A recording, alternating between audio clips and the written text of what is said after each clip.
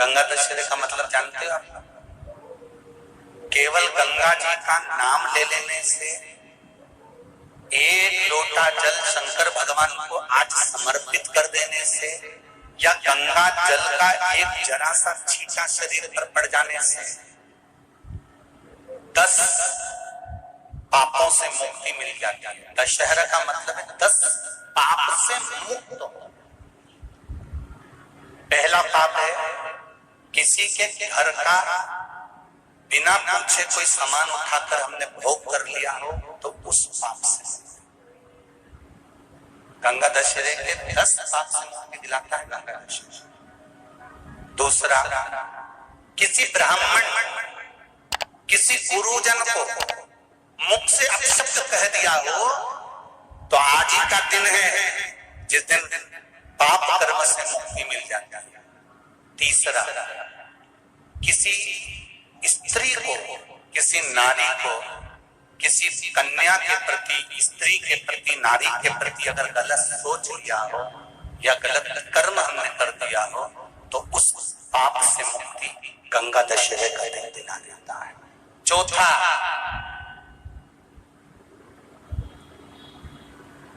रजो धर्म धारण करने वाली नारी, रजस्वला स्त्री के हाथ का बना हुआ अगर हमने भोजन ग्रहण कर लिया है, तो आज गंगा दशहरे का दिन ही ऐसा रहता है जिस दिन उस पाप से हमें मुक्ति मिलती है।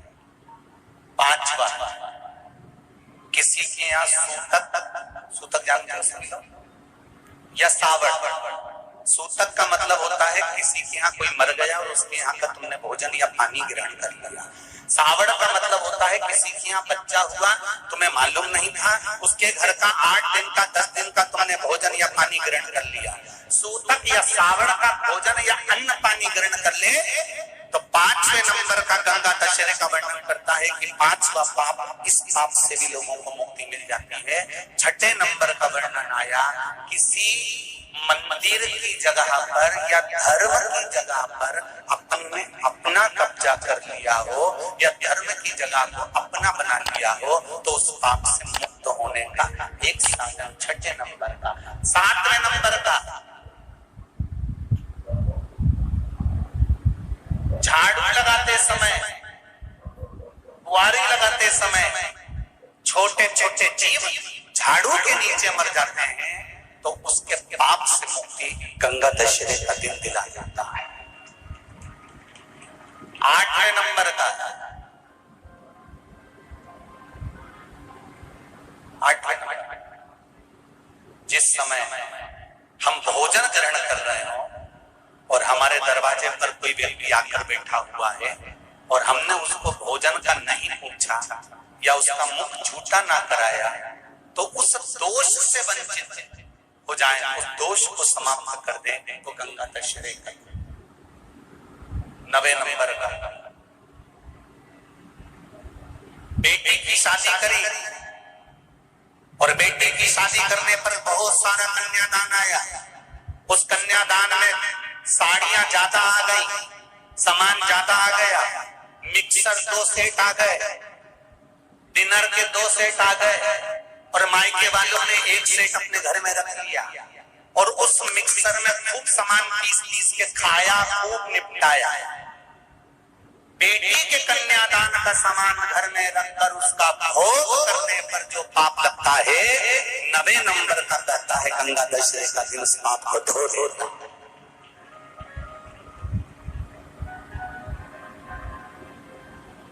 10वें नंबर का महाराज, यदि किसी तीर्थ में जाकर हमने कोई गलत काम करा होता है, तो गंगा दशहरे का ये आज का दिन हमारे पाप को वो धो देता है।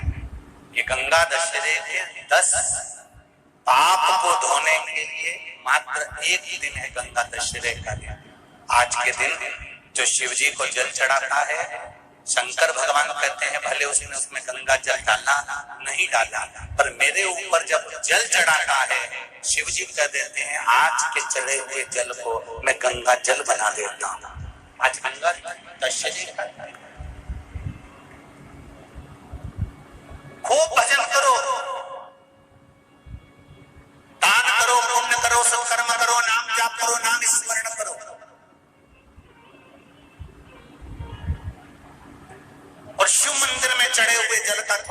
वाचन जरूर करो।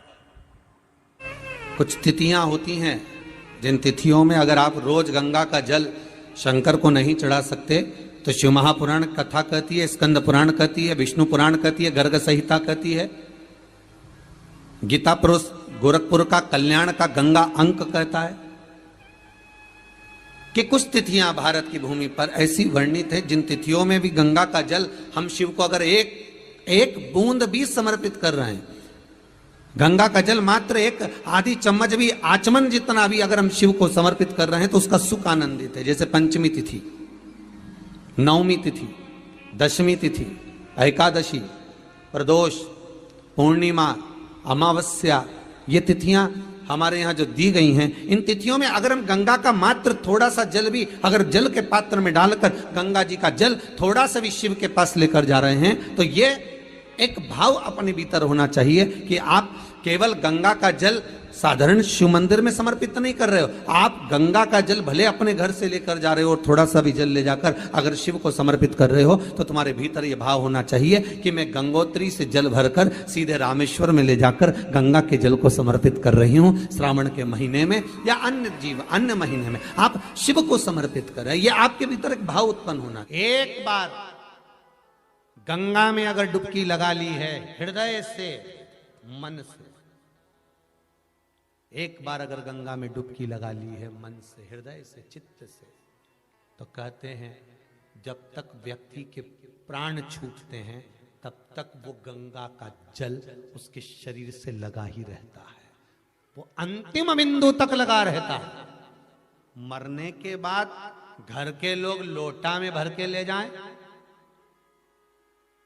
खास खास अस्थियों को, कोई पूरी तो अस्थि ले ही नहीं जा सकती, इतनी सारी कौन ले जाए, तो अम्मा के दांत, उंगली, एक आध खोपड़िया, ऐसी 4, 6, 8 अस्थियां ढूंढ के झोली में भर के फिर लेके जाए गंगा।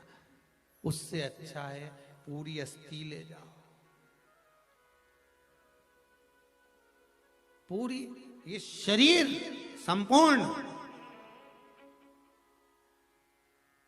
जीते जी गंगा का स्नान हो जाए।